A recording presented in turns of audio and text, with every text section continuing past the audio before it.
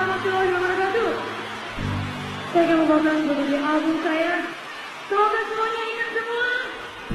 Yang judulnya ada bintang-bintangan. Oke semua, bintang kehidupan.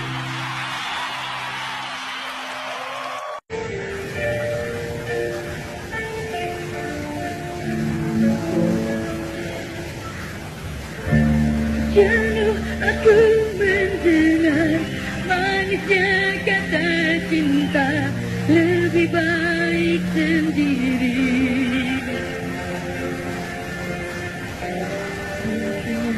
Sekali